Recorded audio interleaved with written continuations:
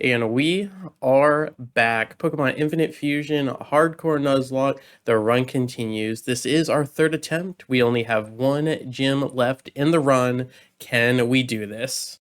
We then head to the power plant where the infamous Zapdos is usually waiting, but we don't want the legendary. We actually end up getting the Clink here, so a nice steel type. We drop back with the Ultra Ball, and I cannot wait to see what we end up fusing that with. Wait a second. Old Amber, as in Aerodactyl? Oh, I know what we're pairing with that Clink now.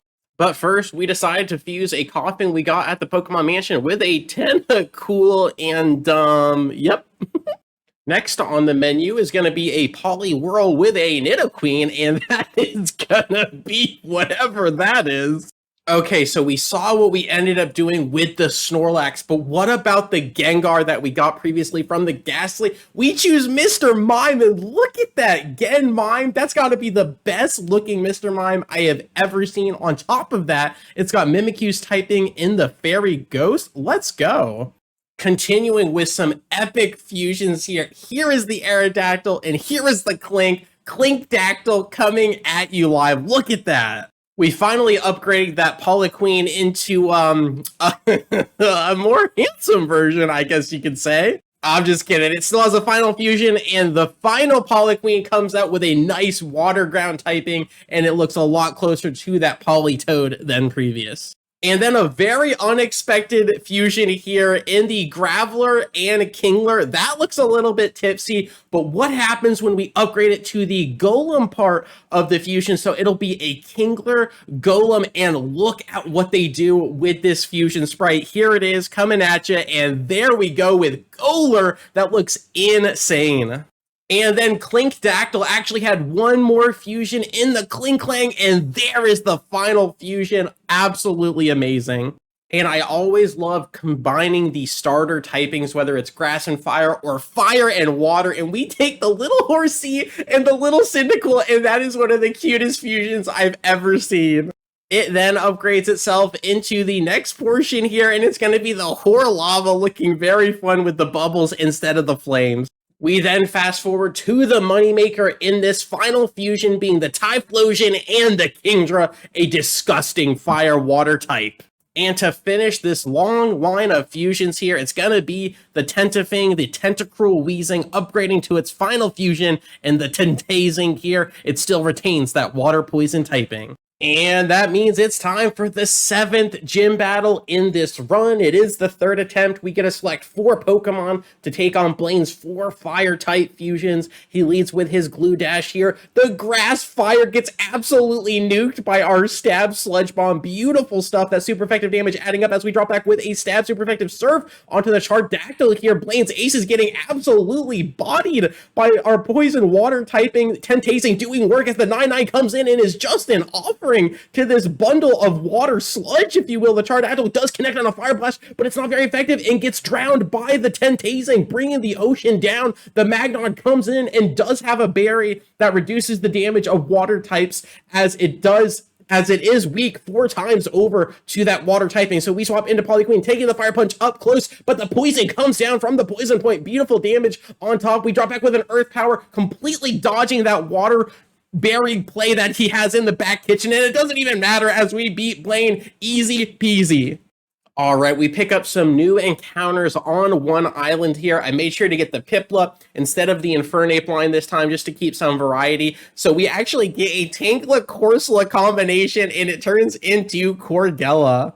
And Corgella actually ends up evolving into the Tangrowth combination. It's going to be the Core Growth. Where is Finding Nemo when you need it? And we find ourselves back into a familiar situation as Giovanni takes hold of all 3 Kanto legendary birds, fuses them together, and gets the triple-headed monster. So we're going to call back to what we did with my infamous Genlax play. We did the Stab Explosion, taking all 3 of them with us almost, as one of them did live. However, we don't finish off any of the birds with our Golem Fusion, and Articuno gets a Tailwind off. So we're going to go into our second wave of explosions here. We've got the Core Growth. It's It's fine. The flamethrower comes down, does massive damage, and the drill peck kills our second explosion mon, and now we are absolutely in trouble. All of this because I didn't want Snorlax to explode once again. I wanted to keep Snorlax safe this time around, and now it's biting me. This is why the Genlax play was so good. One dying for everyone instead of two dying for nothing.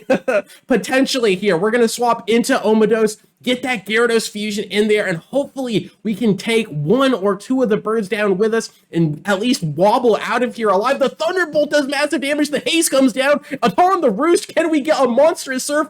Can it be enough? And it's not enough to kill the Articuno. The Zapdos holds as well, and we absolutely go down. Our fossil Gyarados is gone. Thankfully, the Tailwind has gone down, and now I am terrified as I absolutely adore all three of the fusions we have left here. Jolt back comes in. We don't have any AoE, so we're going to have to take them down one at a time. And which is the most dangerous, given the fact that we are weak to ice? We need to take care of the Articuno. We really do. But Zapdos could also be a problem. We have a monstrous Thunderbolt. It takes down the Articuno, but the Moltres responds with a flamethrower. Thankfully, Zapdos gets a little bit greedy for the roost, and I think we need to take down the Moltres as we do resist Zapdos for the most part. Can this Joltbat be the one? Can Joltbat save the day? And yes, it can. Two birds down. One more to go. The Drill Peck's not very effective. Joltbat tanks that and says, Zapdos, we may share the same typing, but you are no Joltbat. As we hold on, and now it's time to send in our big boy. Snorlax comes in. He takes the Drill Peck on the swap, and he does have a super effective Ice Punch lined up and good to go. Let's do it. Drop back. Hit him with the Ice Punch. Hit him where it hurts. The Thunderbolt comes in. Does massive damage, but it's not enough, and I do believe we outspeed with that level of advantage. The Quick Claw on top, and we take down Giovanni for the last time. Well, at least we fight him one more time, but for the last time. That brings us to the final installment in our fights against Giovanni. It's going to be for the 8th gym badge here. Rhyperius comes down. We have solidified that it is the ice ground typing. However, it beats us to the punch and gets the Sing off, but does no damage against our Pukusect, who is water grass. So a beautiful counter here. We got our own Spore off, and you know what? Since we're here, let's set up shop. Let's get a little campfire going with 2 curses to our name. We are +2/+2. Make it +3/+3. We could care less about our speed. The Bulldoze comes down, adds on to that minus speed. We do not care. We also have access to recover, so we can heal right up. This Rhyperius can do absolutely nothing. We are max attack, max defense. The recover comes down, and we are primed and ready to just send these brick breaks into Giovanni's team. The Sandstorm comes down, do a little bit of chip off the top. One more brick break will do the trick, and one Pokemon is down. Give me 4 more. Giovanni, the Glistor comes down, massive thrash, but the effects for across the board puts Glistar to sleep. I think it does have the evasion in the Sandstorm there, but that is no problem as we get buffeted by the Sandstorm. We go for the recover as Giovanni goes for the full restore. The Sandstorm does subside. We drop back with a nice brick break. The Earthquake does no damage, and Giovanni's team cannot touch the Pukusect. The Dynamic Punch does come down, gets a nice confusion actually, which is really bad as we hurt ourselves again. We hurt ourselves 2 times in a row, but we risk it all for the confusion. Oh my god, we hit ourselves 3 times in a row, and then Machamp just pimp slaps us and Puku goes down. The biggest counter to Pukusect was the Dynamic Punch. What do you mean?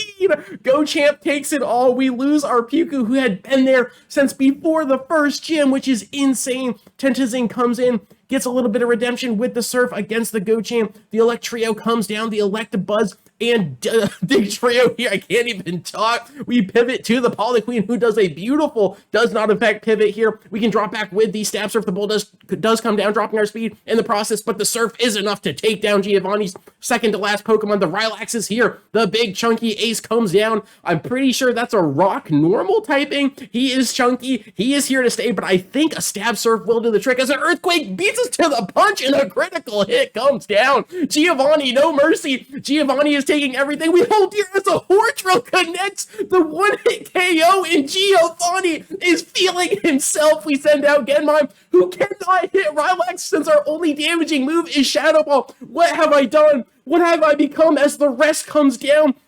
And Giovanni is going for the sweep. However, we get a nice encore in there, so Rylax can only use rest. Arcafion comes in. My pride, my joy, drops back with a super effective Leaf Blade. Almost one-shots. We come in with another Leaf Blade. We pick up the Swords of Grass. We swing them across the battlefield, and Giovanni falls, but it cost us 3 Pokemon. Oh my god. As we are nearing the Elite Four here, it is paramount that we don't drop any more high-profile Pokemon if we can help it here. And to do so, we are going to evolve Duchamp here. We're going to get the final evolution in the Aegislash and Machamp, and it's going to be the steel-fighting Machamp. Absolutely. Look at that. Aegislash comes down. He's an absolute flex. And that means it's time for our Dragonite combination here. The Magnite comes down, a beautiful steel dragon. I absolutely adore it. All right, we basically have our Elite Four team yet, but we aren't there. We still have this rival fight, Victory Road, and then we can think about the Elite Four. So here we go.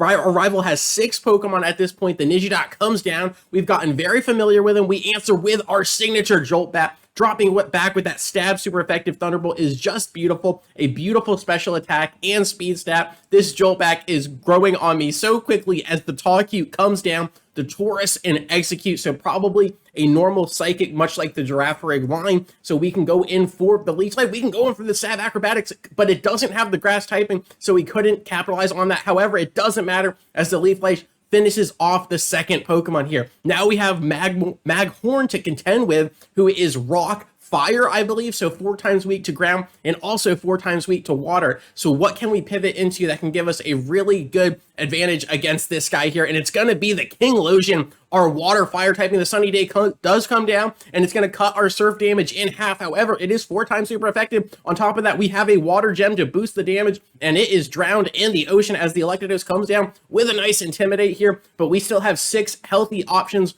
What do we want to do? We want to probably swap out and not have to pay the price with that Sunny Day buff, cutting our water damage in half. So we actually go into Arcanine, who is 4 times resistant to the Electadose's water attacks. We tank the Crunch no problem as well because of Leafeon's bulky physical defense, and the Leaf Blade comes across and one-shots our rival Sea Leviathan. Beautiful stuff. There are only 2 Pokemon left, and it is the Blastoise here, the Blastoise and Venusaur, that tiny little thing, or it might just be the Ivysaur with the Iron Defense coming in.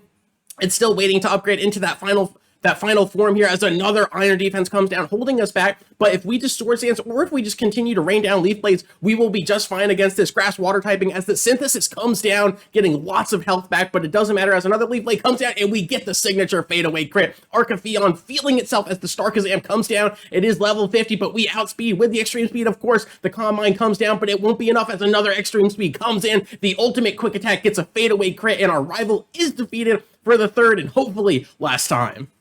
But as far as this video goes, thank you so much for your time. I really do appreciate it, and I will catch you on the flip.